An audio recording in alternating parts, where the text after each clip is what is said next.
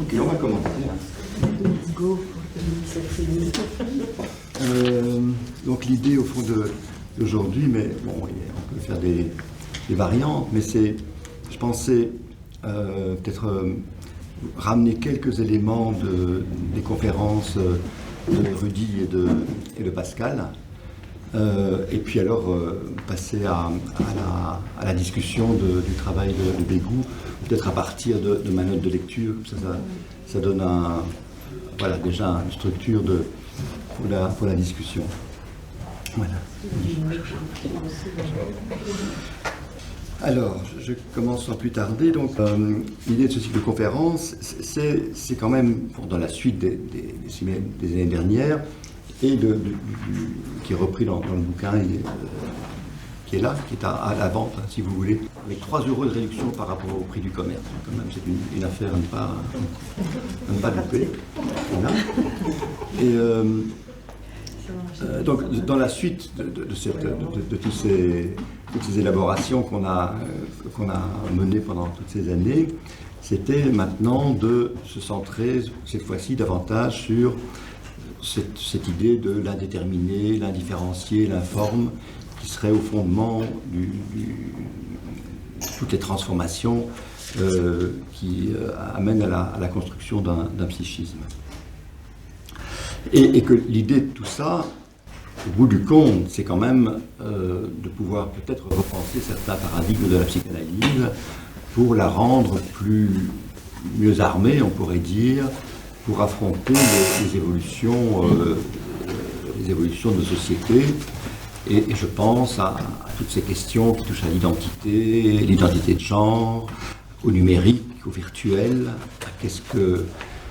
à la question de la réalité par rapport notamment au virtuel, mais pas seulement par rapport au virtuel, et également toute cette question de est-ce que l'humain peut et doit se penser strictement différencié et entièrement différencié de tout ce qui l'entoure, végétal, animal et même minéral. Voilà.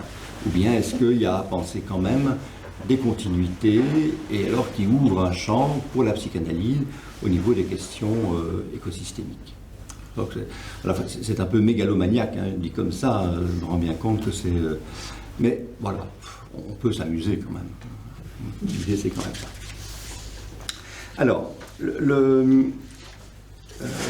Rudy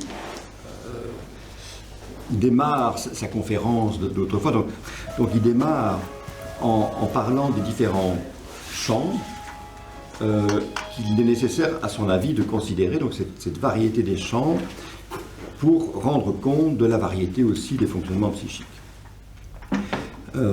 Et notamment les différents niveaux de réalité qui sont impliqués par le simple fait de vivre, et de vivre des expériences qui sont à des niveaux différents. Alors, il différencie 3 zones, la zone finie, la zone mixte et la zone infinie.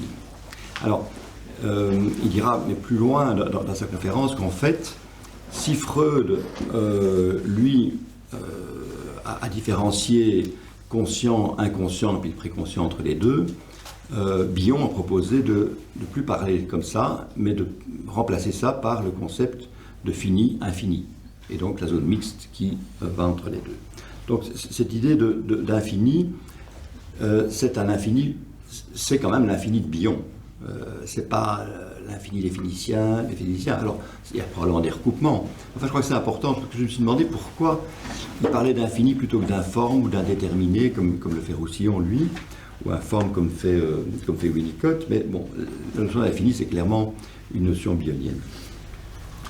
Alors, donc, ces 3 zones, la première, la zone finie, c'est la pensée verbale, c'est Descartes avec le clivage corps et esprit, parce que Rudy démarre son exposé quand même en repartant d'une conférence qu'il avait donnée sur le corps. Donc c'était la question du corps dans ses rapports avec ces 3 zones du psychisme. Donc pensée verbale, Descartes, corps, esprit, et qu'il ramène là-dedans également le symbolique lacanien. Ensuite, la deuxième, cette zone mixte, c'est la zone de la psychanalyse, on pourrait dire, psychanalyse habituelle, avec le moi inconscient, les rêves, les fantasmes kleiniens, la créativité, et jusqu'à l'identification projective. Ça correspond grosso modo pour lui au cas de Bion, transformation en cas, et c'est la zone de la pulsionalité, la zone principale de la pulsionalité. Et je ne sais pas si vous avez remarqué, mais quand il parle de pulsion, il y a 3 grandes catégories pour lui. Donc pulsion agressive, sexuelle, c'est banal, mais l'attachement. Donc là, il rejoint tout un courant, notamment de pensée francophone, mais pas que, également anglophone, où l'attachement prend valeur de pulsion, ce qui n'est pas la théorie freudienne classique. Voilà. Et alors, en fait, il y a la troisième zone qui ne qualifie pas vraiment, qui serait une zone où il y a no body, no mind, donc c'est du non-corps et du non-esprit. Ce serait le réel lacanien, la précédente serait du côté de l'imaginaire. Il y a une décentration radicale par rapport au sujet. Autant le sujet est au centre de la deuxième zone et tout se réfère à lui, autant, enfin, au moi ou au sujet au centre de l'organisation, autant dans cette troisième zone, c'est une décentration radicale et donc non plus pas d'angoisse. C'est quand même intéressant. Et en lien avec ça, il amène le concept d'entropie, donc c'est-à-dire le désordre qui est dans le fonctionnement mental, et l'entropie est réduite dans la zone rationnelle, verbale, etc., par justement la structure du langage et son fonctionnement particulier. Elle est maximale dans la zone mixte, où il y a le pulsionnel, etc. Donc là, le désordre est au maximum. Et puis, il serait absent de la zone 3, la zone de l'infini. Parce qu'il n'y aurait pas de temps. Alors, il donne une image qui est un peu particulière, je trouve, parce qu'elle ramène tout d'un coup dans la cuisine. C'est le mixeur, avec au départ des choses bien des formes bien définies, etc. Et puis, on donne un coup de mixeur avec le liquide en dessous, et il y a des grumeaux, etc. Donc ça serait le milieu. Et puis à la fin, encore un coup de mixeur, et ce serait tout à fait lisse, plane, sans aspérité et homogène. Voilà. Ça, c'est l'image qui donnait, je trouvais ça rigolo. Voilà. Alors, par rapport à comment est-ce que... parce que donc, la dernière partie, l'infini, c'est le haut de Bion.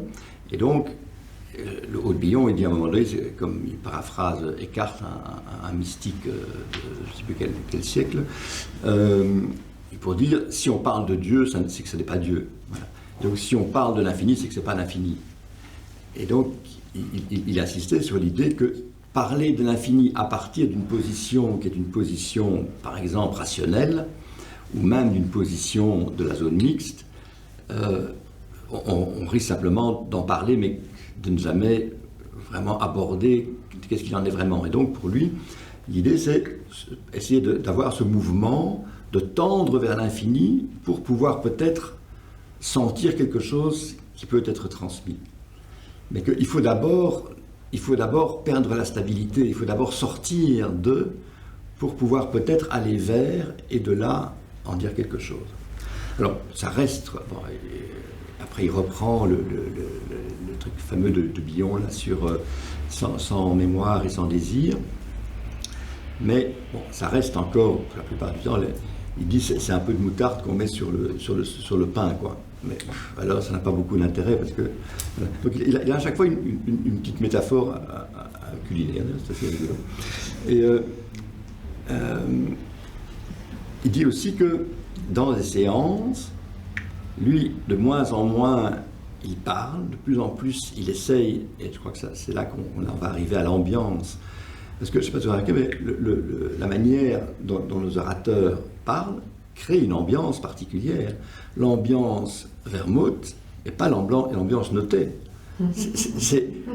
Ces ambiances sont, au-delà même de ce qu'ils disent, il y a quelque chose qui est très très différent. Voilà, bien qu'on soit dans les mêmes locaux, même lumière, même prise de vue, etc. Voilà. Bon, aujourd'hui on fait en demi-cercle, c'est un peu différent. Mais donc, ce qu'il dit, c'est il y a cette ambiance, et alors il dit le vide un certain vide, c'est le plus grand des contenants. Et donc, cette idée, au fond, d'un vide habité qui devient un contenant. Je trouve que c'est une idée intéressante, et c'est vrai qu'il y a des patients avec lesquels on peut assez bien sentir ça, qu'un long silence, c'est un temps où il se passe énormément de choses, et on ne sait pas forcément lesquelles, mais ça n'a aucune importance. Voilà, ça me paraissait intéressant. Et alors un dernier élément qui me paraissait important dans ce qu'il disait, c'est quand il différenciait association horizontale et association verticale. Je ne sais pas si vous vous rappelez. Donc association horizontale, c'est une association qui se déroule dans la même zone, on pourrait dire. Et association verticale, c'est une association qui cherche à faire communiquer la zone 2, la zone mixte, et cette zone de l'infini. Alors ça peut être effectivement ce vide comme contenant, ça peut être certainement d'autres choses encore, parce qu'il dit quand même que c'est très fort, que la limite de l'hallucinatoire est quand même quelque chose qui peut être très favorable à cette associativité verticale, mais qui est troublante, hein, parce qu'elle n'est plus cohérente. Alors,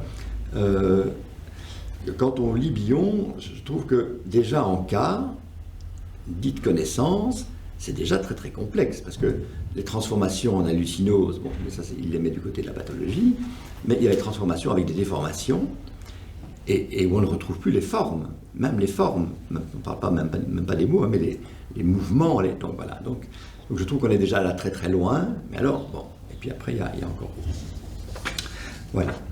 Je ne sais pas s'il y a des choses importantes que vous aviez, vous, gardées de cette conférence, et sur lesquelles vous avez peut-être envie de dire plus librement l'un ou l'autre chose.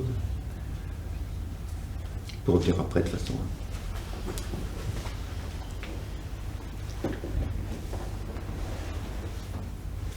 Alors, passons à l'ambiance notée, si je peux dire. D'abord, je veux te remercier, Pascal, d'être là aujourd'hui, parce que c'est en direct, du coup. Voilà. Et donc, pour Freud, la psyché, pour Lacan, le sujet, pour Deleuze et Guattari, la schise. Mais je ne vais pas commencer par ça. Je vais me permettre de commencer par la fin de l'exposé de Pascal, parce que moi, chronologiquement, j'avais commencé par la fin, puisque j'avais lu son bouquin. Voilà. Donc je vais commencer par le bouquin, et puis je reviendrai au début de son exposé, si vous me le permettez. Et donc le livre de Pascal, c'est Deleuze lisant Hume. Enfin, Notet lisant Deleuze lisant Hume. Donc tout démarre avec ce que Hume appelle les impressions des sens. Donc là, on est vraiment dans l'expérience et la sensorialité. Le niveau après, c'est les idées de sensation. Donc, il y a là une première transformation qui amène des idées, mais des idées qui ne sont pas liées. C'est encore au plus près de la sensation, mais déjà sorti du pur sensoriel. Il y a là-dedans du sens, de l'espace et du temps. Voilà. On pourrait dire que c'est ça qui a peut-être en plus. Alors, c'est ma lecture. Hein. Ma lecture de Notet. On va arrêter là. Et puis, ces idées font une collection d'idées. C'est-à-dire ces idées se rassemblent. Enfin, non, se rassemblent pas. Ces idées se retrouvent, plutôt. Se retrouvent, voilà, dans quelque chose de pas défini, qu'il va appeler l'imagination. Ça, c'est l'imagination. Et donc, l'imagination est simplement une collection d'idées. Alors, Deleuze parle de chaos. Pour moi, je trouve que là, ça mériterait une discussion. Pourquoi est-ce que ça devrait être un chaos? Pourquoi est-ce que ça ne peut pas être simplement indéterminé, mais non chaotique? Parce que dans l'idée de chaos, il y a quand même l'idée de quelque chose de douloureux, enfin d'une souffrance. Enfin, mais ça, c'est peut-être la manière dont moi j'entends ce terme de chaos. Mais bon, ça, je pense que c'est un point sur lequel, avec Pascal, peut-être on pourrait revenir. Mais ces idées, alors, comme ça, qui sont un grand saladier, plein de choses différentes et variées, mises comme ça, se retrouvant comme ça, eh bien, il y a un mouvement des idées. Un mouvement des idées, ce mouvement des idées, il l'appelle la fantaisie. La fantaisie qui n'est donc pas une faculté, pas plus que l'imagination, dans cette perspective. Et puis, il y a l'entendement. Alors, l'entendement, c'est quoi?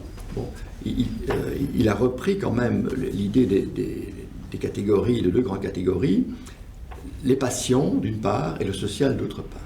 Et donc l'entendement, c'est ce qui rend les passions sociales. Ça, ce serait la définition de l'entendement. Et ça fonctionne comment? Ben, ça fonctionne par l'association des idées. Donc c'est l'association des idées éparses qui crée quelque chose par associativité, l'associativité qui fonctionne, alors ça je sais plus, j'imagine que c'est Deleuze qui dit ça, par contiguïté, ressemblance et causalité. C'est les trois grands modes sur lesquels fonctionne l'associativité. Donc la contiguïté, c'est ce qui est le plus proche, c'est le... tu m'aides c'est là. Comment est-ce que Lacan appelle ça? La contiguïté. Ah oui, la métonymie. Métonymie, voilà. La ressemblance, c'est la métaphore, et la causalité, c'est quelque chose d'autre que la causalité, non? Non, Lacan n'en parle. Enfin, il ne met pas ça en même temps sur le même niveau que la métaphore. C'est Deleuze qui la met sur le même niveau. Ou c'est toi? En fait, c'est Hume lui-même qui parle de... C'est Hume lui-même, et quand on va voir un petit peu ces catégories de contiguïté, quelque chose est proche d'une autre, ou quelque chose ressemble à une autre, ou bien il y a une série qui se répète de telle façon qu'on se dit, ben A est la cause de B, on trouve ça déjà chez Aristote. D'accord. Et Hume est allé chercher ça déjà chez Aristote, en fait. Voilà. Et donc, du coup, cet entendement et l'associativité amènent un autre mode de l'imagination, qui est une imagination comme faculté. Donc on passe de l'imagination qui est simple collection d'idées éparses à quelque chose qui est une imagination, qui est déjà une construction. Voilà.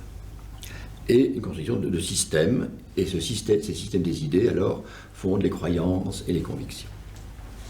Donc ça, c'était, alors résumé d'une manière scandaleuse, parce qu'il y a 350 pages, bien serrées, et je vous raconte ça en 5 minutes à peine. Voilà. Mais donc, c'est juste pour que vous ayez en tête ce schéma, quand même, que je trouve très important, parce que, voilà, c'est un schéma qui est quand même assez psychanalytique, je trouve, dans sa conception.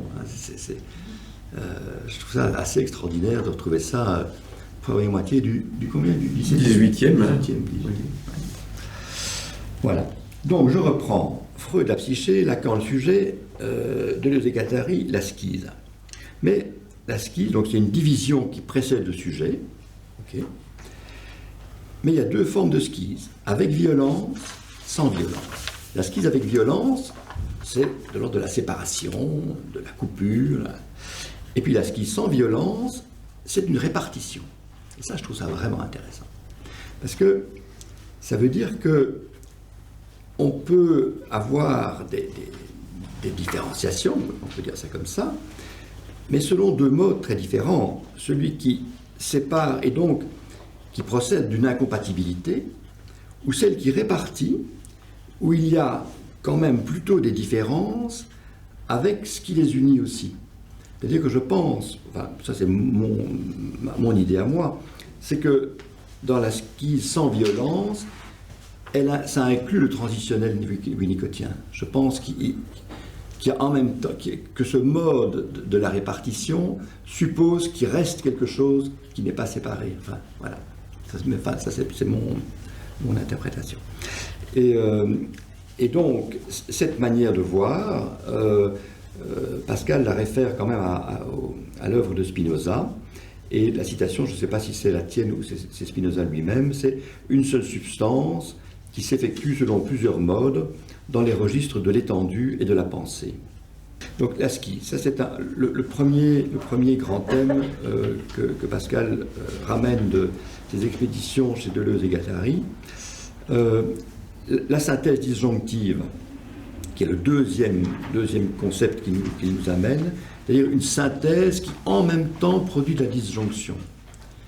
Donc c'est intéressant, à la fois on rassemble et on ordonne, et en même temps il y a quelque chose qui se produit de l'ordre quand même d'une répartition. Je trouve que c'est intéressant parce que on est là assez proche des paradoxes unicotiens quand même. On est dans quand même des mouvements qui comportent une dimension, mais de paradoxe qui n'est pas un paradoxe paralysant. Ils sont des paradoxes qui permettent qui sont créatifs. Voilà. Alors, troisième grand concept, c'est le concept d'autrui. Donc, autrui, c'est pas l'objet. Ça, je crois que c'est vraiment très important. C'est une autre manière de penser les choses. Ça ne se réfère pas nécessairement à une séparation sujet-objet. C'est autrui comme expression d'un monde possible. C'est-à-dire, c'est un ailleurs, on pourrait aussi bien dire un ailleurs qu'un autrui, il me semble. Cet autrui n'est pas nécessairement un objet, c'est quelque chose qui ouvre la perspective d'un autre lieu. Alors, je voudrais dire que ça rejoint la fin du dernier livre de Bernard Gols et Sylvain Missonnier, où il différencie la place de l'objet, le lien à l'objet et l'objet. Et ça, c'est vraiment très intéressant, parce que ça veut dire que l'objet tel qu'on peut le considérer, avec sa définition, sa forme, ses qualités, cet objet serait précédé par quelque chose d'autre, qui est un lien à quelque chose qui ça apparaîtra comme objet, finalement, et qui était précédé encore par autre chose, qui est la place où va pouvoir venir se mettre un lien qui précède l'arrivée de l'objet, enfin la reconnaissance de l'objet. Je trouve ça vraiment intéressant, parce que on est déjà dans la question de l'ambiance et de Bégout. On est déjà là-dedans. Donc je trouve que ce qui est intéressant, c'est de voir les convergences quand même de penseurs qui partent de points de vue très différents et qui quand même arrivent à des conceptualisations qui, à certains égards, peuvent vraiment se rapprocher. Dernier point, il me semble, il y en a encore un autre après, donc le devenir sujet. C'est-à-dire que c'est plus la question du sujet qui se pose, c'est la question du devenir sujet. Et alors là, on peut quand même faire le rapprochement avec ce que racontait Rudy sur le devenir haut. C'est-à-dire qu'il y a quelque chose, si on place le sujet comme quelque chose de trop fini au départ, je pense qu'on le manque, inévitablement. Donc il faut pouvoir lui donner une marge de flou et d'indétermination pour pouvoir véritablement s'en approcher sans rester non plus coincé, ni le coincer. Que la mobilité nécessite que ce soit plus un devenir que quelque chose qu'on essaye de formaliser d'une manière trop stable. Alors, dans ce devenir sujet, il y a 4 bases que tu n'as pas développées, me semble-t-il, dans ton exposé. Les flux sensibles. Les flux sensibles, moi je fais le lien avec les travaux de Bullinger. J'imagine que, ayant travaillé avec les autistes, tu connais bien les travaux de Bullinger sur les flux. Donc c'est ce neuropsychologue, enfin psychologue, oui, neuropsychologue, tu dirais Marie-Paul, neuropsychologue, tu dirais Bullinger. Enfin, il est un peu entre la psychanalyse, c'est un élève de Wallon, hein, c'est courant-là. Mais enfin, il a beaucoup parlé des flux sensoriels. C'est vraiment le point de départ de ces théories, et notamment aussi par rapport à l'autisme. Deuxième base, les phylums machiniques. Et là, moi, je pense à Simondon, que tu m'as fait rencontrer. Enfin, l'œuvre de Simondon, lui était mort depuis longtemps. Troisième point, les univers incorporels, donc la poésie, les mathématiques, la philosophie. Et enfin, les territoires existentiels. Mais ce que je pense qui est peut-être important, c'est que ces 4 bases, elles impliquent autrui. Parce que je ne pense pas que tu le dises de manière aussi explicite que ça, mais moi j'ai le sentiment que ces 4 bases, eh bien, elles ne vont constituer un devenir sujet que par le fait qu'autrui est là. Et là, on en vient au dernier point de ton exposé, qui est la question de l'immanence. Ce qui fait que l'immanence, définie de cette manière-ci, ce serait ce qui fait qu'un devenir peut advenir comme processus, résultant de la coprésence d'éléments non organisés a priori, en dehors de toute transcendance. Et donc là, on est vraiment, je pense, à nouveau dans ce mode de travail que Rudi essayait de décrire, qui est beaucoup plus effectivement d'une coprésence où s'effacent sujet et objet, et où on est beaucoup plus dans quelque chose qui est un lieu habité par des processus et dans lesquels quelque chose se transforme. Voilà. Et où on n'est plus dans des sujets. Alors, cette immanence, qui en fait passe par des plans d'immanence multiples, c'est-à-dire des plans d'immanence, c'est la manière dont des idées, ces idées qui sont dans l'imagination, sont reliées par un certain plan qui réunit des concepts, en fait. Alors, tu as donné des exemples, je pense, assez parlants dans ton livre, mais je crois qu'à nouveau, ce qui constitue un plan d'immanence, et les exemples que tu donnes dans ton travail avec les autistes de ce concept, nécessitent évidemment la présence d'autrui. Enfin, ça ne se passe que s'il y a un autrui, et un autrui qui est au niveau où se trouve la personne au moment où on la rencontre, au temps où on la rencontre. Voilà. Peut-être tu voudrais préciser là autre point, ou Pascal, ou bien... C'est intéressant la place que tu fais à la question d'autrui, effectivement. Deleuze, par exemple, dit autrui, c'est d'une certaine façon le micro, par exemple, eh bien, c'est l'expression d'un monde possible, et j'en tiens compte. Si je n'en tiens pas compte, je sauterai dedans. Or, ce sera considéré comme un accident si je saute dedans. Non, ça, Jean-Pierre, c'est comme ça. Voilà. Ou la porte, ou la table. Et donc, on ne cesse pas de supposer des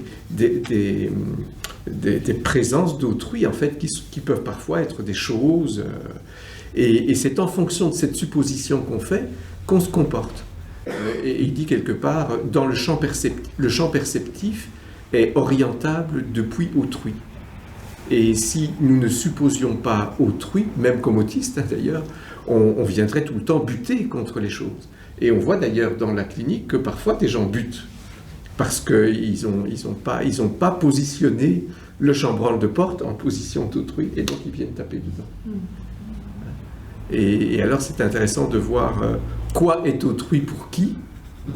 Et à partir de là, quel monde possible est impliqué dans le fait que telle ou telle chose, telle ou telle chose est mise en position d'autrui pour le sujet.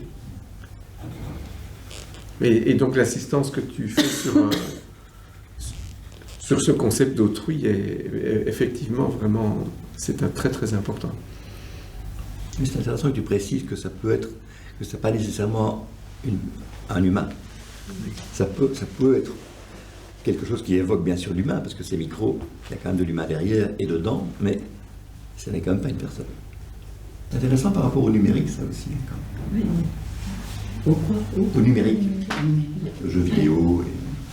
Je trouve que c'est un concept difficile, parce que est-ce que autrui serait alors un non-soi ?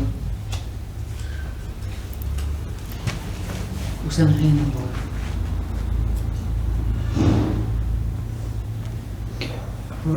Pour rajouter de la complexité, mais à un moment, tu es passé d'autrui à ailleurs, et j'arrive vraiment pas à te suivre là-dessus, en fait. Mais si on prend par exemple l'idée de Goels et Missonnier, il y a d'abord un ailleurs, et puis il y a un autrui. Oui. Donc, ce serait deux étapes, si tu veux. L'ailleurs, c'est l'idée que tout n'est pas là. Tout à fait. Et dans ce tout n'est pas là, arrive quelque chose qui mène vers. Et puis enfin, s'avère éventuellement l'objet. Parce que moi, j'ai presque l'impression qu'il faut un ailleurs pour que l'autrui, pour qu'on puisse taper sur l'autrui, en fait. Oui, c'est ça, je suis d'accord. Tout à fait. Enfin, il me semble, je sais pas. Je me demande si on ne pourrait pas essayer de trouver un fil rouge dans tout ce que tu amènes, en se disant que, comme s'il s'agissait de penser d'une façon tout à fait non platonicienne, c'est-à-dire en ne se donnant au départ ni essence, ni forme. Une forme, c'est quelque chose qui a une figure, qui a une détermination, un contour. L'idée platonicienne au sens étymologique du terme, c'est l'eidos, c'est vraiment le contour de la chose. Et l'essence, ce serait le fait que ce contour existe en soi et ne bouge pas. Et alors j'ai l'impression que, sans trop le savoir, c'est comme si on était aux prises avec les questions de la physique quantique, en fait. Où on saurait aujourd'hui, et particulièrement ces auteurs, que le réel du réel, le fond du réel, n'est pris dans aucune idée, dans aucune forme précise, qui donne à voir quelque chose, qui se détache sur un fond, et que le fond du réel n'a pas d'essence non plus. Ce qui permettrait de revenir un petit peu sur la question du chaos que tu disais tout à l'heure. La façon dont Deleuze, en tout cas, présente le chaos, et dit ça a éventuellement des effets douloureux, mais le chaos, c'est que tout se passe à une vitesse telle qu'on n'arrive à rien retenir. Telle ou telle chose disparaît à la vitesse à laquelle elle est apparue. En fait, c'est à peine apparu que c'est déjà disparu. Et le chaos, c'est ça, et que effectivement, on ne peut pas se débrouiller si on devait avoir affaire à ces choses qui se déplacent avec une vitesse infernale. Et alors, j'ai l'impression, en pensant à Rudy Vermote, c'est comme si on prend ça comme point de départ, ce réel qui va tellement vite qu'on ne peut pas le saisir. Si on prend ça comme point de départ, on ne s'en sort pas. Mais c'est comme si, dans son travail notamment, il s'agissait de partir de quelque chose qui a une figure, qui a suffisamment de forme, mais de pouvoir se rapporter à cette origine informe du réel de façon placide. On commence dans le chaos, mais au sens douloureux du terme, et c'est comme s'il proposait de pouvoir se rapporter à ce réel-là, mais oui, au fond, de façon paisible, de façon placide, ce qui suppose un trajet psychique tout à fait considérable. Et comme point à mettre en plus de ceux que tu as ajoutés sur son topo, par exemple, à un moment donné, il dit quelque part, je crois, que une analyse didactique, entre guillemets en tout cas, devrait aider un analyste à soutenir son écoute, son travail, son intervention du côté de l'infini. Et pour avoir lu un article de lui sur Bion qu'il publie dans la revue Kern, là, où on peut voir que se positionner à cet endroit-là, donc on a envie de dire placidement, mais dans l'infini, c'est parfois ce qui permet à certains patients de trouver l'ancrage de leur subjectivité. Puisqu'il n'y a pas une forme ou une essence qui viendrait s'opposer à ce qui travaille le patient. Pascal, est-ce que tu ferais un exemple clinique pour nous faire un petit peu sentir ce que tu développes? En tout cas, dans l'exemple que lui donne dans cet article, pour ce dont je me souviens en tout cas, il montre comment il doit au fond, comme tu disais Jean-Paul, être là sans mémoire, sans désir, d'une certaine façon sans rien dire, mais être là avec une capacité d'accueil qui va permettre de laisser émerger ce qui n'est même pas attendu.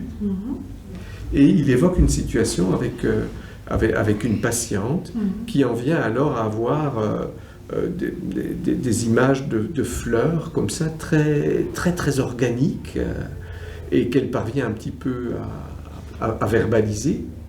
Et c'est là-dessus qu'elle va s'appuyer pour engager quelque chose de profondément subjectif. Mais ça n'est pas rien pour l'analyste d'avoir de s'être laissé descendre dans cet espace où presque rien ne se passe. Et d'attendre. Voilà, mais ce qui permet à l'analysante, en l'occurrence, de laisser émerger, de laisser venir l'événement singulier de son amorce de subjectivité. Est-ce qu'on passerait à Bruce Bégou? Je ne sais pas si on a forcément, parce que vous faisiez un lien avec le numérique. Oui. Et c'est vrai que moi aussi j'avais le même lien en tête, et notamment le livre de Jean-Pierre Lebrun, Un monde sans limite, où quelque part il pose que le développement des nouvelles technologies finalement risque de déposséder le père de son autorité, puisque ce sont les technologies qui commencent à faire autorité davantage que l'autorité incarnée par le juge ou la loi ou le père. Et donc, voilà, il mettait plutôt en avant, je dirais, le processus le risque de désubjectivation, finalement, d'un autrui qui serait technologique.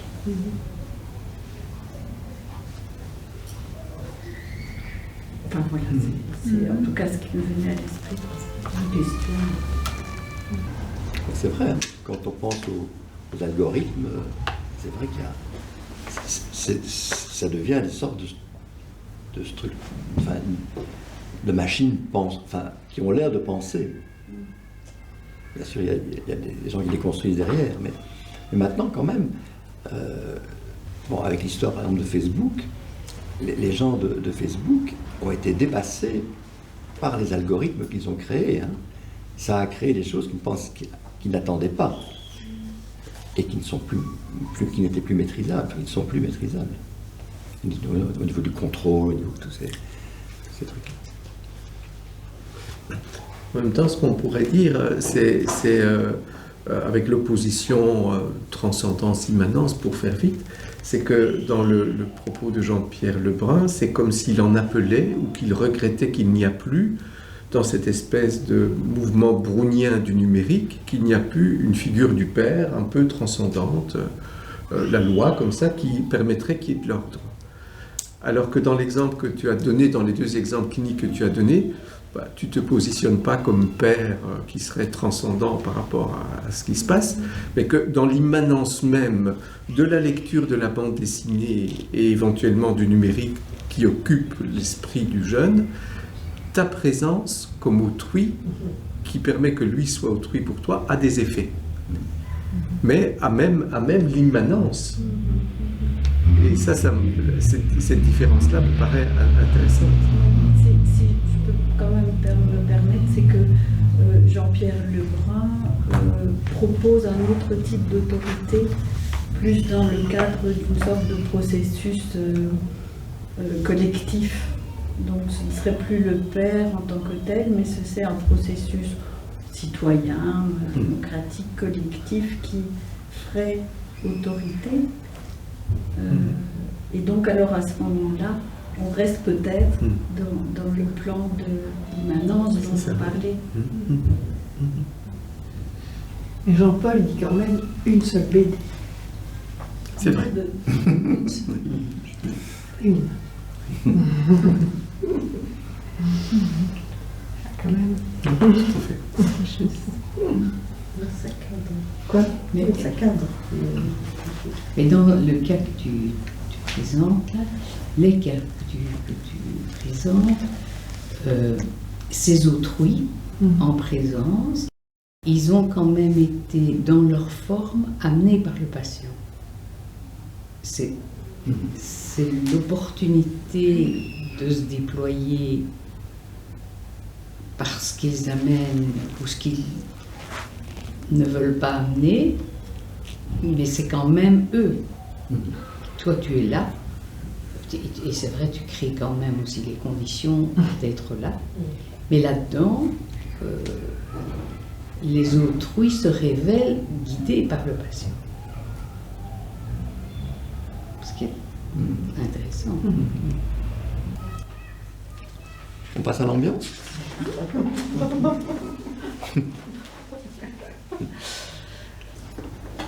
Est-ce que quelqu'un a lu le livre par hasard? Je l'ai acheté. C'est déjà bien. Et tu l'as mis ensuite ton oreiller. Voilà. Mais lui, il l'a depuis longtemps. Je l'ai presque lu. Il est bien compris. Est-ce que tu partages un peu mon enthousiasme? Moi j'aime beaucoup Brice Begou, mais... Ah, tu connaissais d'avant? Ouais. Mais je me suis un peu braqué sur ce livre-là, en fait. Je trouve qu'il y avait quelque chose... il faisait beaucoup de distinctions pour arriver à une ambiance qui est indistincte, justement. C'est un peu comme de la théologie négative, comme ça. Il parle de toutes les atmosphères en disant « mais la mienne, c'est pas ça ». Et c'est pas ça qui à la fin, peut-être que je ne suis pas encore arrivé à la conclusion où il va décrire son ça, mais c'était un peu... Et par curiosité, avant, il le connaissait pour des travaux Parce sur qu'il quoi? a écrit beaucoup. Il a écrit des romans aussi. Ah bon. Mais il a écrit surtout sur les espaces comme c'est sur Las Vegas, sur les motels, sur des espaces un peu non-lieux comme ça. Et voilà, il a quand même une capacité métaphorique assez intéressante pour décrire du flou. Il a écrit sur les situationnistes aussi, sur les dérives qu'ils pouvaient faire, l'école, etc. Donc il écrit un peu sur les dérives géographiques depuis très longtemps. Et moi, dans son premier roman que j'avais lu, c'était Parc, et ça se passait comment on appelle ça, un centre d'attraction. Une vision un peu complètement dystopique d'un centre d'attraction qui était un peu, quand j'avais lu ça post-ado, c'était un peu comme si l'avenir du monde était là, quoi. Dans des espaces justement limités, divertis, et en même temps complètement mortifères, sans ailleurs en fait. C'est pour ça que là, je trouve qu'il manque du dehors dans ce bouquin en fait. Il manque d'un dehors en fait. Un dehors. On passe d'ambiance en ambiance avec des contrastes. Alors je sais pas, j'avais envie de mettre de la division quand je le disais. Je sais pas pourquoi. Vraiment. Il dit qu'on n'échappe pas aux ambiances, qu'on est toujours dans une ambiance ou à l'intersection de plusieurs ambiances. Oui, mais dès qu'on la chope, elle disparaît. C'est ça, dès qu'on la nomme, il y a toujours ce mouvement un peu mystique comme ça, que dès qu'on va, comme chez Duvermeau, dès qu'on le nomme, bah, c'est plus là. Alors est-ce que ça existe vraiment? Enfin, il y a autre chose. Moi, ce que j'ai bien aimé, c'est qu'il commence par... Enfin, je sais pas, c'est pas lui qui commence, c'est moi qui commence mon note de lecture, par l'idée de se libérer de la relation sujet-objet, pour être en mesure de repenser sur de nouvelles bases la situation de l'homme dans le monde. Bon, ça me plaisait évidemment. Et puis alors, est-ce que c'est à ça que tu fais allusion, les trois conceptions possibles de l'origine de l'ambiance, soit donc une ambiance qui exprimerait un dialogue entre le sujet et l'objet, ça c'est un certain nombre d'auteurs qui voient l'ambiance comme ça, soit quelque chose qui serait entre le sujet et l'objet, mais qui serait une sorte de tiers entre eux, soit alors ce que lui a dans l'idée, c'est quelque chose qui se tient, qui enveloppe sujet et objet, mais qui n'est pas produit par eux, qui au contraire peut-être, eux sont plutôt le produit de l'ambiance, quoi. L'inverse. Et alors il parle d'une phénoménologie qui pose le primat de l'appartenance sur la relation et qui vise à comprendre et élucider la présence indifférenciée du champ de l'expérience. C'est-à-dire qu'à nouveau, il y a quelque chose qui précède même le lien, quoi. Il y a une place, il y a quelque chose de diffus qui est là d'abord. De diffus, mais quand même d'habité. Et je trouve il me semble qu'on retrouve Donc il dit, pour lui, l'ambiance est une forme de l'affectivité. Mais là, à nouveau, il fait une différence entre trois formes d'affectivité. Une affectivité réactive, C'est-à-dire que, au fond, ce serait l'effet de la chose sur la sensibilité qui est reconnu comme sensation et qui constitue le sentiment. Et lui, l'affectivité dont il parle est une affectivité qui n'est pas de cet ordre-là. L'expérience humaine, il écrit, ne commence pas avec l'action physique de la chose sur la sensibilité pour se poursuivre de manière subjective en affect interne. Au contraire, dès le début, l'expérience humaine baigne au sein d'une ambiance qui l'ouvre au monde et aux autres. Donc les trois affectivités, là, je ne vais plus, mais... Donc il y a l'affectivité vitale, c'est l'ensemble des états affectifs indépendants des choses et des situations, donc une sorte d'affectivité primaire, c'est pas très très simple, je trouve, à imaginer. L'affectivité intentionnelle, donc là qui est liée aux choses, aux relations, etc. Et puis l'affectivité des ambiances, dont il dit c'est une résonance immédiate avec l'environnement, qui fait sentir l'unité indivise des deux. Ni dedans ni dehors, ni immanente ni transcendante. C'était... Moi, ce que j'ai vraiment trouvé intéressant, parce que ce sur quoi je butais de manière régulière, c'est, ok, l'informe, très bien, ok, ces configurations psychiques qui sont à des niveaux de réalité différents, enfin, et qui correspondent à des différenciations de dehors différents, bien, mais comment on passe de l'un à l'autre, voilà. Et je trouve que, donc, il y a l'informe, il y a l'objectal, on pourrait dire, parce que toutes les formes d'objets sont dans les différenciations des configurations psychiques, mais entre les deux. Et donc, entre les deux, je découvre en lisant avec vous ce qu'il appelle le médial.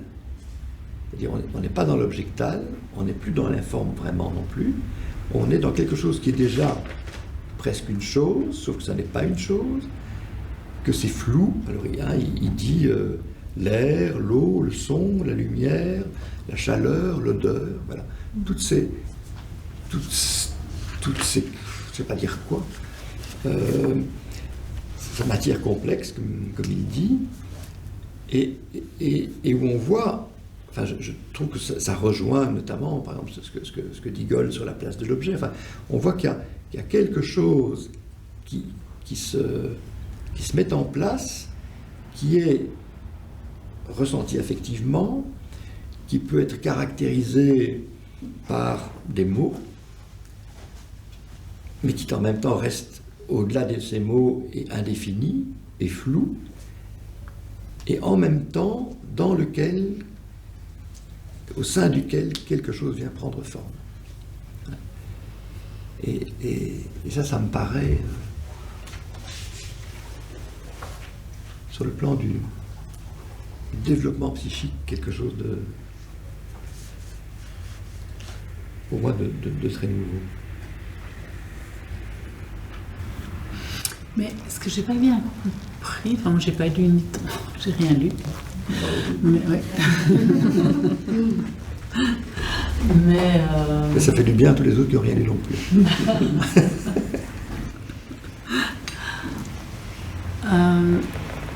Cette ambiance, elle vient pas de la rencontre, enfin, elle n'est pas en lien avec l'affectivité ou avec quelque chose des individus, des sujets. C'est ça que tu dis. C'est plus compliqué que ça. Il dit que ça ne se réduit pas à ça, mais qu'en même temps, ça la constitue aussi. Oui, d'accord. C'est dans les deux sens. Sinon, mais qu'on ne peut pas réduire une ambiance, on ne peut pas créer une ambiance. Tu vois ? On ne peut pas créer une ambiance.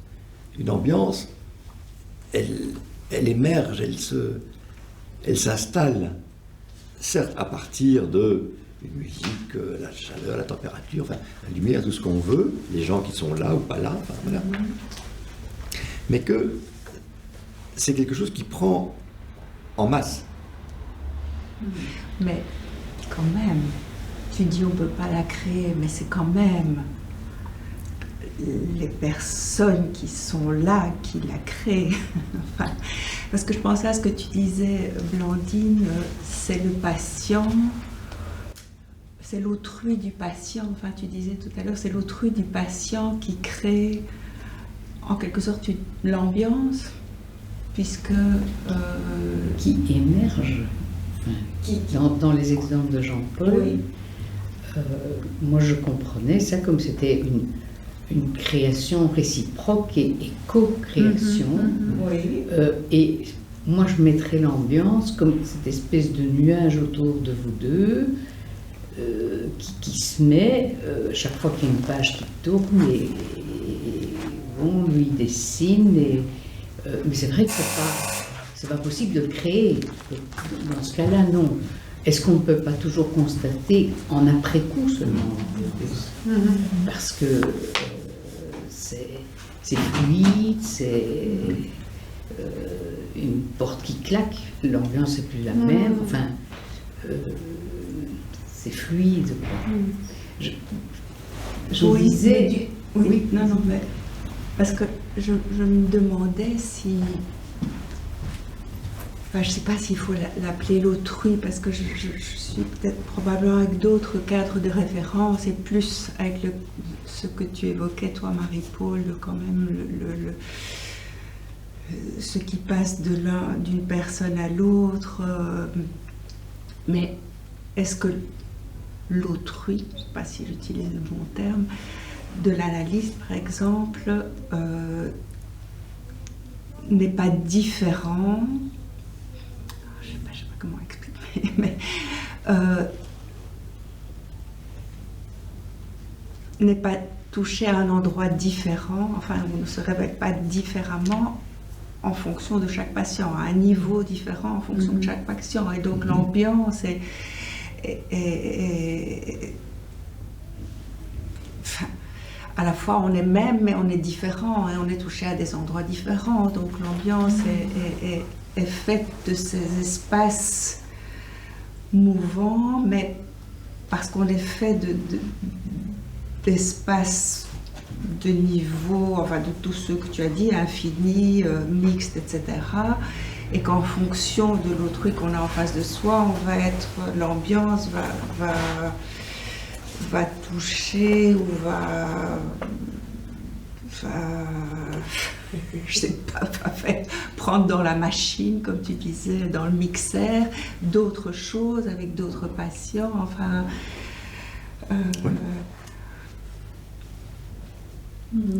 Mais c'est pas seulement l'autrui du patient qui fait changer les choses, c'est aussi celui de l'analyste qui est autrement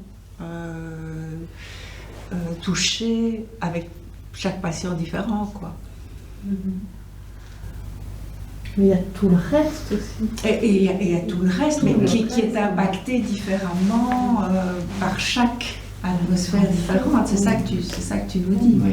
Chaque chose est impactée différemment en fonction, allez, on va dire, de ce duo, mais aussi...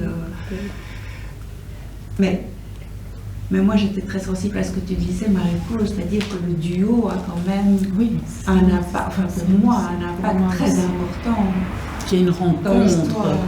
Je sais pas, moi je pensais à Ferro aussi, ce qu'il dit d'un chant qui se crée entre deux personnes, dont l'ambiance, mais ce serait plus l'aspect informe de ce...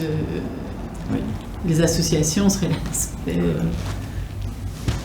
En tant que clinicien, on ne peut pas s'empêcher de penser que cette ambiance est faite quand même en grande partie de ce qui passe au niveau de l'émotionnel entre les deux personnes. Oui, mais je trouve qu'il y a quelque chose en plus qui est porte qui claque de Blandine qui échappe tout à fait. Je sais pas moi, il fait froid parce qu'il n'y a pas de chauffage, il y a une porte qui claque, c'est sinistre, c'est la pénombre. Et alors à ce moment-là, il y a quelque chose qui pénètre les individus, quelque chose d'informe, et sur laquelle les personnages n'ont plus de prise.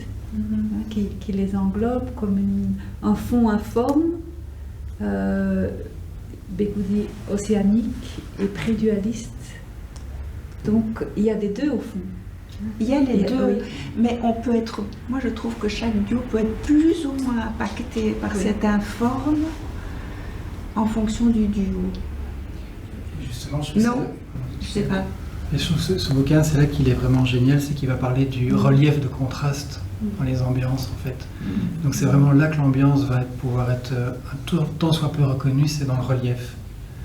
Et il parle de relief tonal, donc soit toujours dans le plaisant, le déplaisant, c'est assez binaire, mais mais c'est vraiment cette idée de relief qu'on peut vraiment approcher l'ambiance, mais alors des ambiances. Alors je ne sais pas si c'est un peu comme chez toi, un passage de configuration en configuration, mais c'est dans cette idée du contraste permanent. Et, par contre, il va parler de l'ambiance plutôt comme un fond, par exemple, un fond motivationnel de la perception, et aussi un fond qui préexisterait à la rencontre. Et c'est pour ça que j'ai l'impression qu'il en fait parfois un chant, et en même temps il va dire que c'est pas un chant parce que c'est plus que la somme des émergents, et c'est plus qu'aussi que la médiatisation des émergents ensemble qui vont créer du nouveau. Il dit que ça c'est justement, ça c'est les autres, ça c'est l'atmosphère, tandis que lui il est vraiment dans un champ médial, et j'ai l'impression qu'il le met comme un fond toujours déjà là, et qui peut se reconnaître juste par des petits signes de contraste, comme ça, de température qui change. Et là, il y a quelque chose qui apparaît comme un... Mais il dit que c'est pas un signe qui apparaît, c'est quelque chose qui est un peu... Ça me fait penser à ce que disait Gold sur le bébé, c'est pareil, pas pareil, quoi. On est vraiment dans un univers, là c'est pareil, là c'est moins pareil, là c'est un peu pareil. Et les gens dans cette rencontre d'ambiance peuvent être là. Et est-ce que plus on serait au niveau du côté de l'infini, là, plus on serait impacté justement par ce qui est de l'ordre de l'ambiance et plus on serait dans le symbolique, dans le verbal, etc., moins on serait... On pourrait se laisser glisser et impacter et toucher par cette... Ce serait logique. Enfin, oui, on ça se va rapproche ensemble, quand même, on se rapprocherait de l'informe. Donc, oui. On serait dans quelque chose qui est favorable, qui serait favorable à l'émergence de l'être, on pourrait dire, plutôt que de l'avoir ou du faire.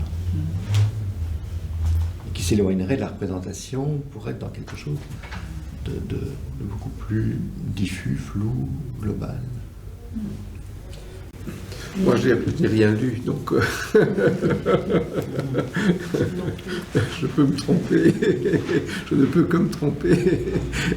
Mais ce qui s'est dit là me fait penser à la chose suivante. On pourrait, surtout si on essaie de recueillir toutes ces données depuis la question du travail analytique. Bon, voilà, il y en a un et un, qui sont, je dirais... même qu'ils le veuillent ou pas, qui sont sujets, objets, autrui l'un pour l'autre, presque par principe, comme ça. Mais ce que ça me donne à penser, l'échange ici, c'est... je me représente la chose suivante. Par exemple, une interprétation, un vrai silence de l'analyste, ou une vraie parole, etc., qui fait événement, d'une certaine façon, pour parler un peu dans un vocabulaire deleuzien, qui va faire interprétation. Alors, ce que je me dis en entendant tout ça, c'est que pour qu'une intervention soit vraiment un événement, peut-être il faut que cette interprétation, ce geste, peu importe, prenne vraiment appui sur le fond d'ambiance que les deux ont créé, au-delà même de ce qu'ils peuvent en savoir. Et par exemple, il me semble que dans le travail d'analyste, on entend ça. Il faut d'abord qu'on se dépose, quoi. Il faut que l'analyste laisse se déposer l'analysant, que l'analyste même puisse se laisser déposer dans l'écoute, et qu'alors les deux, là, tout à fait singuliers, ils vont produire une ambiance qui dépasse leur capacité de contrôle. Ils ne vont pas la créer, cette ambiance, ils vont permettre qu'elle se fasse, en fait. Et Et on peut imaginer qu'effectivement, le même analyste avec un analysant et puis un autre, ça va à chaque fois créer des ambiances différentes. Et que peut-être, en passant par les propositions de Rudy Vermont, pour que voilà, une intervention, quelle qu'elle soit, puisse avoir une portée d'événement d'un point de vue analytique, peut-être qu'il faut que cette intervention ne soit pas dans une dénégation de cette ambiance, mais qu'elle soit au contraire nourrie de cette ambiance. C'est ce qui me vient avec les quelques bouts de concept qui s'expriment. Vous ne l'avez pas lu, mais vous avez tapé tout à fait dans ce qu'il appelle le tact, lui. Ah oui. Là, par hasard, je l'ouvre et je vais simplement vous lire parce que c'est quand même impressionnant, parce que ça ressemble tout à fait à ce que vous venez de dire. Il dit la praxis non pragmatique de l'ambiance. Non, pas trop vite. La praxis non pragmatique de l'ambiance relève de ce que nous pourrions appeler le tact. C'est cette capacité intuitive d'agir en fonction des ambiances, en elles et par elles, un tact sans tactique, une résonance immédiate de nos mouvements corporels et existentiaux avec la tonalité donnée. Ce tact n'a rien à voir avec la pratique de celui qui cherche à tirer parti de la situation affective en vue d'un avantage. Et il parle du tact et aussi du flair. C'est ces deux façons de capter l'ambiance, mais sans que ce soit pragmatique. Oui. Et un exemple qui irait dans ce sens-là, on lit tous plein de bouquins, on a tous plein de concepts en tête, et j'ai l'impression que ce qui permet une intervention qui a des effets analytiques, c'est que tout ce qu'on a appris, on le porte à l'oubli. Si on fait une intervention en se disant « Ah oui », avec une espèce de référence explicite, en note, voilà pourquoi je dis ça, Billon, page un tel, et que tout ce savoir qu'on aurait, il faut le laisser se plonger dans l'oubli pour que ça donne quelque chose. Ça revient. Oui, et en ce sens-là, même les théories feraient partie de l'ambiance, d'une certaine manière.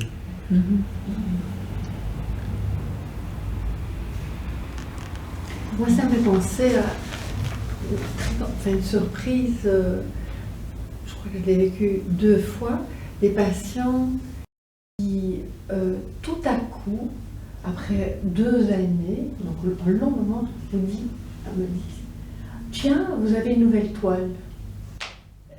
Vraiment, elle est là, présente, très présente, au sens que c'est impossible de pas. Il n'avait jamais vu. Et je me dis, ça c'est vraiment l'émergence de quelque chose qu'on peut après voir pourquoi maintenant, qu'est-ce que ça vient dire. Mais c'est impressionnant quand même. Quelqu'un qui vous dit, hein, vous avez une nouvelle toile, depuis 2 ans, pourquoi quelque chose a émergé, là, a été visible, alors que c'était complètement absent dans une dimension un peu indéterminée comme ça. C'est très très impressionnant, je trouve. Je fais un contact un peu.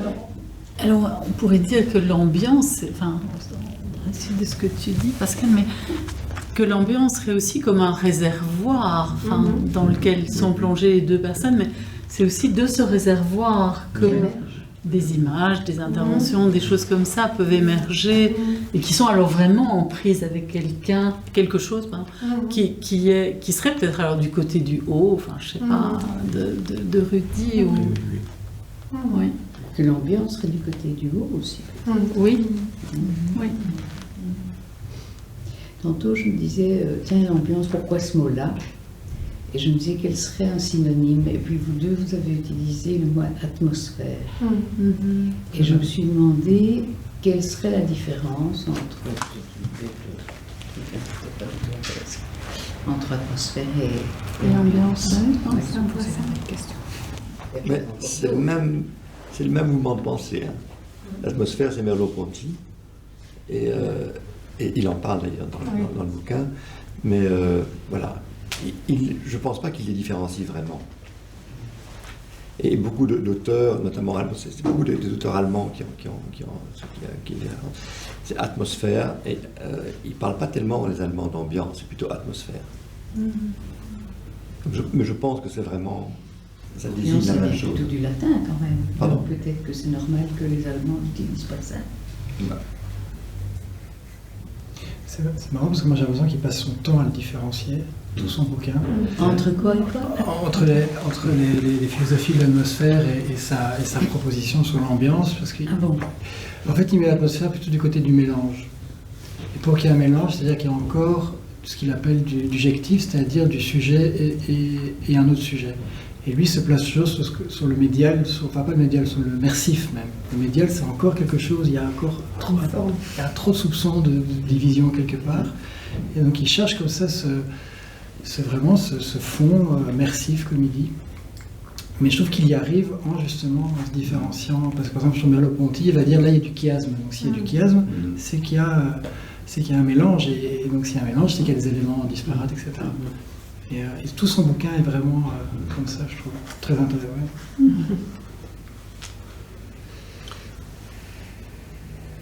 Mais on se perd aussi. Non, c'est un bouquin d'ambiance. Hein. Il y a parfois des trous d'air. Est-ce qu'on pourrait dire alors qu'il essayerait de penser, ce qui me vient comme ça maintenant, c'est la puissance du transitionnel en fait, que tu introduisais tout à l'heure. Et pour essayer de redire ça avec l'outil deleuzien de synthèse disjonctive, ça me venait tout à l'heure. Par exemple, voilà, un analyste, un analysant, il se rencontre plus ou moins pour la première fois, et un travail, donc son sujet, objet, autrui, mais peut-être que dans le fil de la rencontre, il laisserait infuser cette synthèse qui va permettre alors une espèce de disjonction où la part de l'un et la part de l'autre ne sont pas nécessairement aussi précises que ça, où il pourrait y avoir une répartition, mais où ce qu'on met à gauche provient aussi bien de l'un et de l'autre, ce qui permet le jeu du transitionnel en fait. Quand la distinction entre moi et non-moi n'est plus pertinente. Et qu'au fond, son ambiance, ce serait de nous faire descendre, de nous faire infuser jusqu'à cette espèce de synthèse qui va permettre la disjonction, mais il faut d'abord qu'elle soit une puissance de synthèse avant que de la disjonction puisse avoir lieu. Et du coup, la disjonction, elle permettrait une répartition, mais qui ne soit pas prise dans la représentation. Et là, ça rejoindrait des propositions type de Roussillon, par exemple, que quelque chose est dit, mais l'analyste ne peut pas simplement dire que c'est sa part à lui. Ce qui se dit là, éventuellement par sa bouche à lui, analyste, comprend tellement la part de l'autre. Et l'autre qui va répondre ou entendre, ce ne sera pas simplement sa part à lui, mais ce sera aussi avec la part de l'analyste. Et que du coup, ça permettrait petit à petit qu'émergent des singularités, une fin d'analyse par exemple, hein, où il y a vraiment la singularité de l'analyste qu'on quitte depuis sa propre singularité à soi, et en même temps, on ne sait pas faire la part des choses.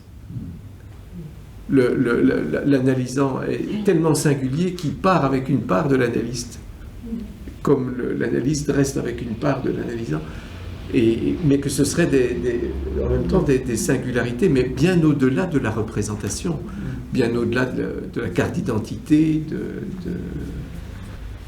Mais quand on pense à nos analystes, enfin, moi ce que je garde surtout à l'esprit, c'est pas tellement leur visage, ou leur corps, ou même leurs vêtements, mais c'est le lieu. L'ascenseur, le hall d'entrée, le sombre ou le clair, les coussins comme ci, comme ça. Enfin, Je trouve que c'est vraiment l'enveloppe qui prédomine le contenant, l'odeur qui prédomine, c'est vraiment ça qui reste le plus, je trouve, même 30 ans après ou 40 ans. Et qui a fait ambiance. Oui. Ouais. C'est un chouette jeu de vous entendre parler puis prendre des citations au hasard. Parce que là, il dit l'ambiance, c'est ce qui est non détaché dans ce qui se détache, ce qui demeure vivace au sein de la séparation du fond pré-individué. Puis il dit l'idée, elle est la mémoire de l'appartenance originelle des éléments du fond. Donc c'est un peu ce qu'on dit aussi. Le fond, c'est le ciel. Et quoi, tu ouvres comme ça par hasard à une page et tu tombes justement. Ouais, j'ai quand même mis des... Mais oui, c'est par hasard. Mais ça marche bien. Continue. Une bonne ambiance. Et une ambiance, j'allais dire qu'il y a quelque chose qui passe, c'est incroyable. Ça, c'est une question que je me posais sur l'ambiance. On dit il y a une ambiance. Alors, pour moi, c'est très énigmatique. Est-ce que nous recevons tous cette ambiance de la même façon? Oui. Et dès lors, est-ce que quand on dit une ambiance, ça ne pose pas une énigme en soi en fait? Alors, je posais la question de savoir s'il n'y avait pas là derrière quelque chose de l'ordre du réalisme. Donc, sur le plan phénoménologique, on voit un objet, on considère qu'il y a autant d'objets que de personnes qui l'observent. Et on oublie finalement l'objet qui se cache derrière. Alors que sur le plan réaliste, on considère qu'il y a autant d'objets que de personnes qui l'observent, plus un, qui est l'objet réel, que nous recevons chacun différemment. Et donc je me demandais si ce concept d'ambiance n'avait pas quelque chose à voir avec cette approche réaliste, de vouloir produire un objet qui serait là, mais que nous recevons tous de manière différente. Et ce qui nous permet de dire une ambiance. Voilà, c'est une question, hein. Mais c'est la question qui me venait en entendant parler d'ambiance. Oui.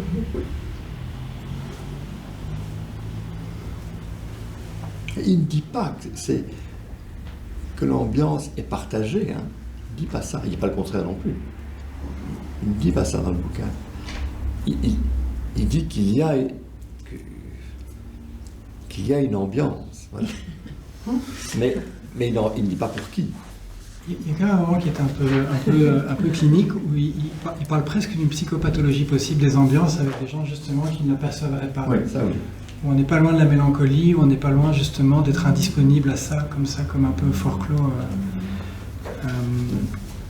Mais c'est vrai que lui il parle du concept d'ambiance au singulier, alors qu'en fait on a l'impression qu'il parle des ambiances tout le temps. En fait, ah oui, ça il le dit. Hein. Tout à fait.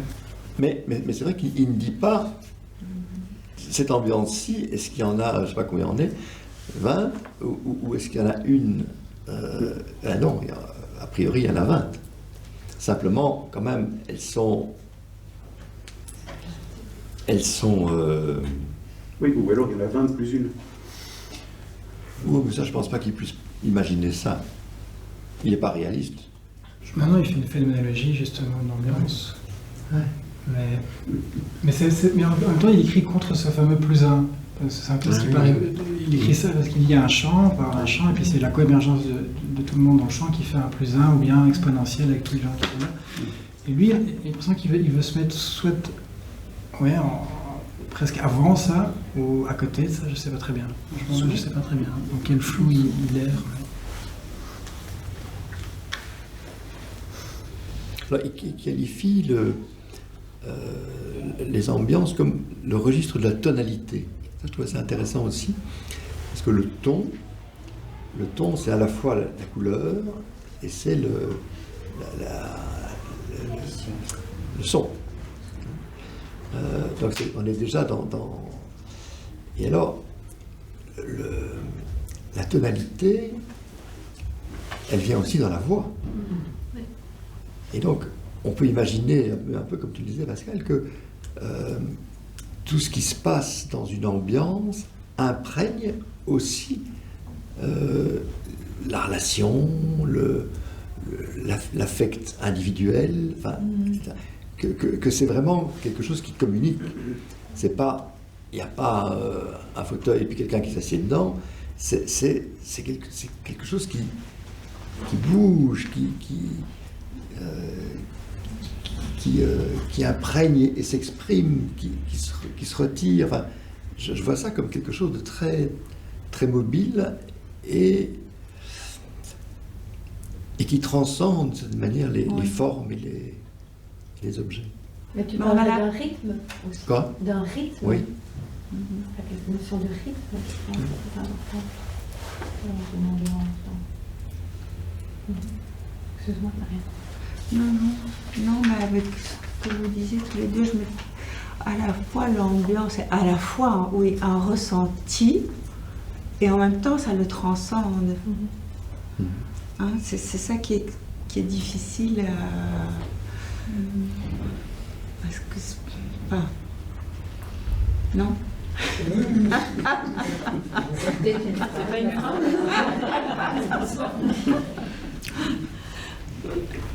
En fait, je me demandais si c'était un bouquin qui était un peu sur un plan d'immanence ou pas, en fait.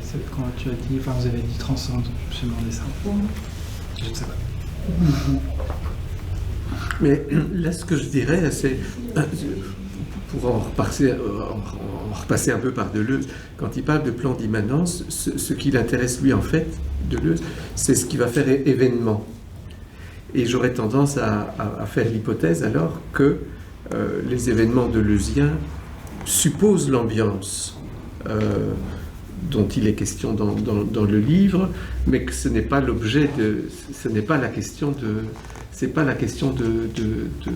Deleuze, et que du coup le plan d'immanence il est là pour les événements, en fait, et il s'occupe pas trop de la question du bouquin.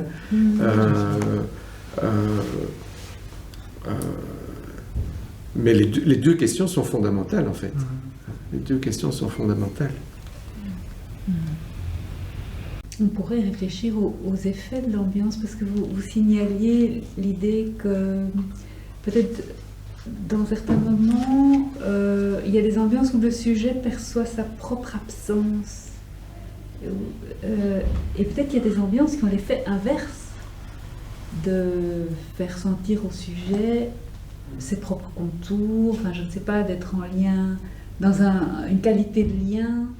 Et peut-être qu'il y a des ambiances qui ont des effets de dissolution, enfin de dissolution des contours. Enfin, ce serait intéressant de se demander quelles sont les propriétés de l'ambiance qui déterminent les effets sur ceux qui sont plongés dedans, qui sont en immersion dedans. Et comment est-ce qu'on ferait parler nos patients de l'ambiance? Et est-ce que ça a un intérêt? Enfin, ce qu'ils perçoivent de l'ambiance, c'est tellement implicite. Mais moi, quand même, autant c'est difficile, très souvent, les anamnèses, entre guillemets, sont pauvres. Bien ce qui est dit, on ne peut rien en faire. Ouais. Et alors, assez souvent maintenant, je demande, et au fond, ce que vous me décrivez là, quelle était l'ambiance dans laquelle ça se passait? Là, c'est intéressant parce que il y a vraiment des choses qui sortent à ce moment-là. Ah, j'étais seul, c'était triste, ou bien c'était joyeux. Enfin, voilà. Et des choses, alors, c'est dissocié de la description précise d'une chose, et puis apparaît une autre dimension qui n'était pas... Donc je trouve qu'à ce niveau-là, par exemple, ça a déjà un certain intérêt. Et alors, est-ce que ça pourrait aller dans le sens de, plutôt que de parler de l'ambiance, soutenir aussi bien l'analyste que l'analysant, à parler, s'il est question de parler, à partir de l'ambiance. Et je me disais, soudain je pensais à l'idée de réflexivité inconsciente dans un bouquin de Roussillon. Et au fond, est-ce qu'on pourrait faire l'hypothèse que cette ambiance, c'est la possibilité fondamentale d'une réflexivité inconsciente? Que quand on a affaire à cette ambiance, comme si automatiquement la réflexivité inconsciente était au travail en fait. Et que soutenir la parole à partir de là a quelque chance d'avoir des effets thérapeutiques. Une ambiance porteuse qui soutient une présence. Et alors ça, je me disais, peut-être quelle qu'elle soit, parce qu'elle serait du côté de la vérité de ce qui se passe en fait. Mais ce serait quoi parler à partir de l'ambiance? Est-ce qu'on ne parle pas toujours à partir de l'ambiance? Alors, l'idée que je me fais, heureusement j'ai pas lu le bouquin, donc c'est... mais c'est que peut-être beaucoup de nos catégories mentales ont comme effet de refouler l'ambiance, de ne pas s'en occuper, et que parler probablement en termes de sujet, d'objet, de représentation, vouloir nommer l'ambiance, ça a probablement comme effet de la refouler en fait, comme si elle était du côté du refoulement originaire, et alors alors ça, si on pose un sujet, si on pose un objet, ça aurait comme effet presque automatique de refouler cette ambiance. Et qu'est-ce que ce serait que de faire émerger un sujet qui ne refoulerait pas cette ambiance? Ou de faire émerger un objet qui ne refoulerait pas cette ambiance. Alors du coup, l'objet ou le sujet émerge à partir de cette ambiance, et là, c'est tout autre chose, évidemment.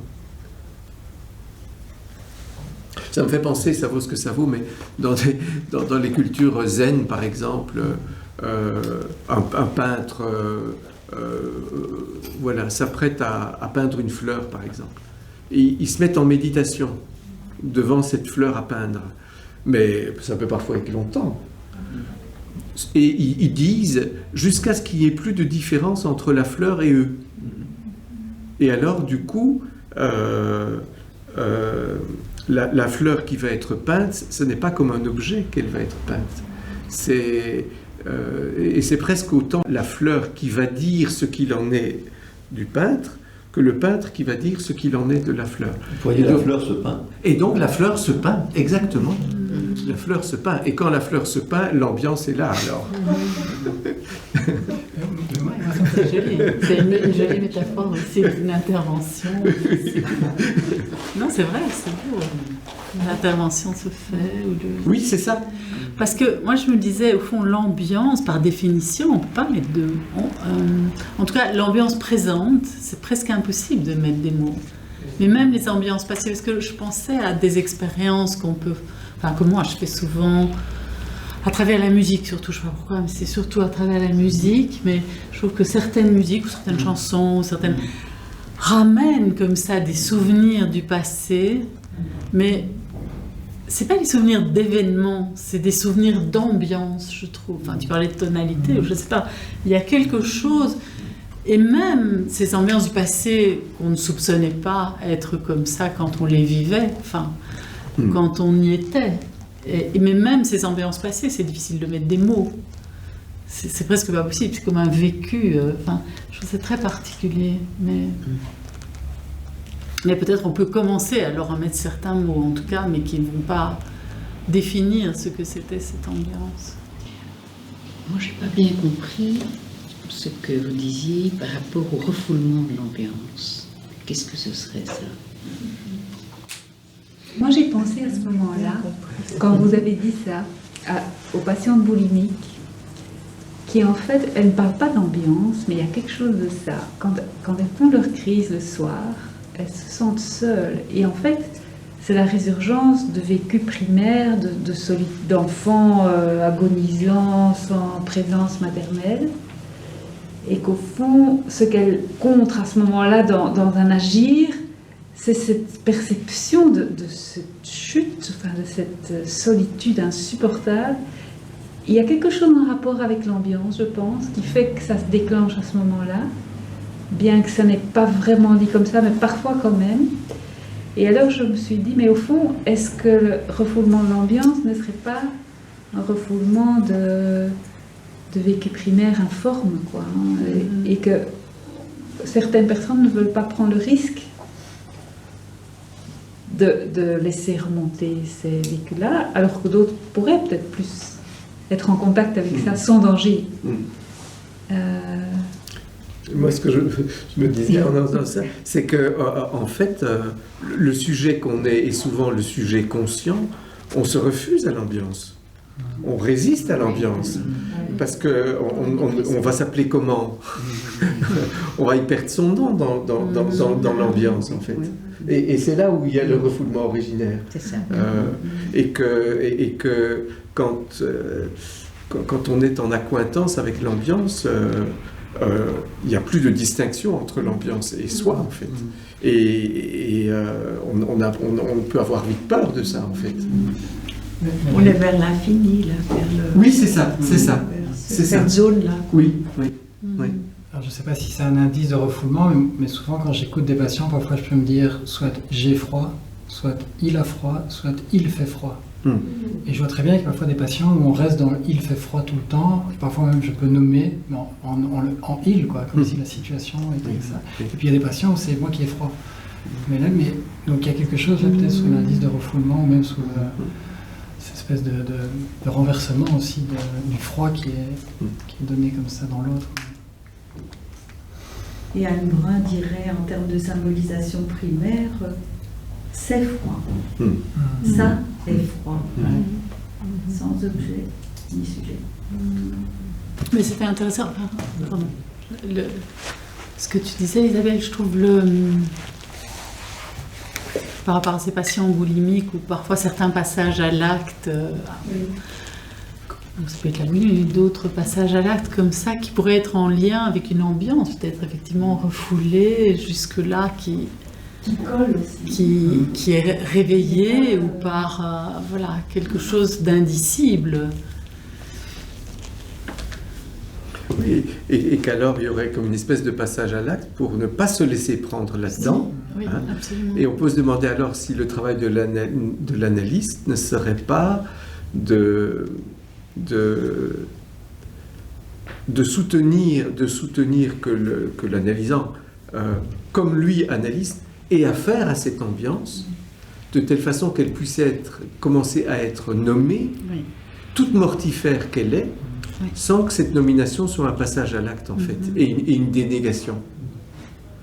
De telle sorte qu'alors que l'analysant puisse voir qu'on peut accepter d'avoir affaire à ça.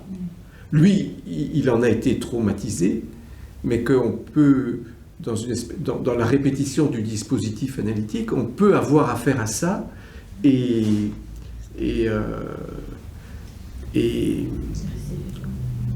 à la fois, en la reconnaissant, permettre de s'en séparer sans la dénier. Parce que souvent, ce qu'il y a, c'est que, comme analyste, on a soi-même peur de cette affaire-là. Et donc, on ne permet pas à l'analysant de revivre ça, parce qu'il faudrait qu'on le prenne sur soi, ce qui n'est quand même pas... Et c'est seulement si l'analyste le prend sur lui, tout en ne se faisant pas embarquer par l'affaire, qu'il y a quelque chose pour l'analysant qu'il se reporte à cette affaire-là autrement. Et est-ce que cette ambiance-là serait du côté de ce que tu as nommé tout à l'heure, l'infini chaotique, déstructuré, enfin je sais plus, pas l'infini plane et apaisé, mais l'infini chaotique. Oui, moi je dirais que ça peut être les deux. Hein. Il y a à un moment donné, il y avait une définition de la... Je ne sais pas. Et destructeur, quoi, en quelque sorte. Moi je pense qu'il peut y avoir quelque chose qui... Alors, chaotique au sens où je voulais le dire, hein, qui est pas une définition, mais où il y a un sentiment d'un malaise, d'une douleur, etc., qui serait la manière dont, effectivement, alors, une ambiance vient exprimer ça. Ou, d'un autre côté, quelque chose une ambiance de repos, de sérénité, de tranquillité, et où on est plus du côté de ce... Mais que l'ambiance exprime ça, et l'intérêt, je trouve, c'est que là, on peut l'apercevoir. L'informe, il est imperceptible, informulable d'aucune manière, même pas approchable. Le chaos aussi. Enfin, ça peut peut-être être dans la musique, dans la peinture, à la limite, peut-être, mais dans les mots qu'on exprime, ou alors il faut crier, c'est autre chose, l'expression, c'est plus le langage, il me semble.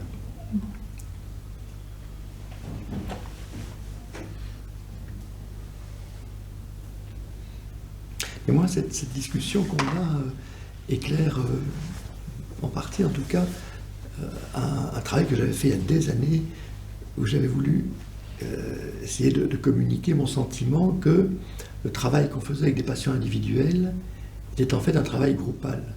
C'est-à-dire que je remarquais qu'une matinée, où il y avait à peu près les mêmes patients chaque semaine, ou une après-midi, peu importe, eh bien, il y avait une tonalité, il y avait quelque chose, et qui était... Alors, comment ça passait d'une séance à l'autre et d'un patient à l'autre? Tu m'aérais pas le local, donc... Quoi? Tu m'aérais pas le local. Voilà. Maintenant, ça ne se passe plus avec le Covid. Et pourquoi quelque chose relatif à un chien venait dans les 4 séances des personnes? Quoi? Oui, qui a fait un exposé. Le chien, je me souviens. Mais je me dis, mais alors, j'étais près d'un truc mystique, mais comment ça passe par et voilà, et je trouve que là, on a beaucoup d'éléments qui expliquent quand même par où ça peut se faire. Quoi. Très Ça a mis le intéressant. temps. Il y a 10 ans. Au moins. Ça ne rajeunit pas. Et le chien toujours là? Oui. Et ce qui me frappe après l'échange comme ça, c'est combien, la plupart du temps, quand la psychanalyse se réfléchit elle-même, elle le fait en termes de sujet et d'objet, en fait. On est tout le temps en train de chercher du sujet, de l'objet, alors que peut-être la chose à travailler, à laisser travailler, elle est à saisir beaucoup plus à partir de ce que l'ambiance nous donne à penser que de ce qui serait sujet et objet.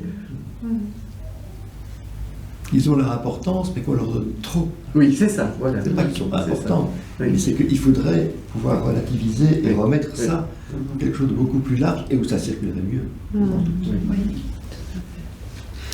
Mais tu parlais de la mélancolie. Qu'est-ce qu'il disait sur la mélancolie? Il n'en parle pas comme ça, mais on a l'impression qu'à un moment, il y a quelques pages sur justement les personnes qui passeraient à côté de l'ambiance. Et, oui, en c'est tout ça, cas, c'est tel que moi, intéressant, j'ai pu mais... le lire, c'était plutôt du côté de la mélancolie, justement, presque d'avoir une tristesse d'être privé de cette réserve de vivace, quoi, de vitalité, d'être privé de ça. Alors, moi, je le voyais presque comme ça. Parce que sinon, il parle beaucoup aussi, il va utiliser beaucoup la phénoménologie psychiatrique, l'hypnoanalyse, etc. Mais là, c'est plus pour parler du rapport à la psychologie de l'espace. Je ne parle pas tellement de mélancolie à ce moment-là, mais plutôt de qu'est-ce que c'est qu'être privé de l'ambiance, un peu comme si on était débranché du vivant. En fait. Mais il en parle très peu, c'est peut-être moi qui... Page 183. Ouais. On ne sait jamais, attends, je vais regarder. On sent qu'il le dit comme un déficit de résonance. Un déficit de résonance. En termes de résonance, de capacité de résonance. Et ce ne serait pas de l'ordre de la lexitimie? Enfin, de quelque chose qui serait une capacité à ressentir l'affect, puisque on disait que l'ambiance était comme en rapport avec quelque chose d'affectif. Et intuitivement, moi je pense, j'aurais plutôt tendance à penser que les patients qui ne sentent pas l'ambiance ne sont pas très connectés à leurs affects ou à ceux de l'autre. Moi je pensais aux pathologies du banal, comme Samy a dit, les décrivait, une sorte de fonctionnement effectivement sans affect au niveau d'une platitude du réel, quoi. Et dans la mélancolie, c'est des affects douloureux, c'est pas qui tournent en rond, enfin mais je ne sais pas, de la non-résonance impliquait une certaine fermeture ou quelque chose. Oui, plus du côté d'une coupure. D'une coupure avec. Oui. Enfin, moi, ce qui me vient par rapport à ce qu'on peut dire aujourd'hui, enfin, c'est de me demander si cette question de l'atmosphère ne vient pas se situer quand même à un niveau qui serait bien plus large que nous aussi, enfin, c'est-à-dire notre capacité vraiment de raisonner avec le monde vivant, à l'ensemble du monde vivant, ou voire même inanimé, comme vous l'évoquiez, mais que c'est là qu'on est dans l'atmosphère et dans l'ambiance, il me semble. Enfin, je pensais, parce que j'écris un truc sur une patiente en analyse qui était dans un processus, on peut dire mélancolique, masochique, enfin voilà, on peut discuter, mais certainement il y avait une dimension mélancolique très importante qui la faisait. Elle était vraiment enfermée dans un espace mélancolique, on dit, depuis des années et des années, sans plus profiter de la vie, ayant arrêté toute activité professionnelle, etc. Et la première émergence, quand elle a pu sortir, c'est à travers, après des vacances, elle m'a raconté que elle était pour la première fois connectée, elle était, je ne sais plus où, en tout cas dans un pays chaud, elle était connectée à la beauté, à la beauté de la mer, à la sensation c'est au niveau des sensations et de la beauté, la beauté de la mer, la sensation de l'eau, la sensation de la chaleur, vraiment quelque chose de très sensoriel.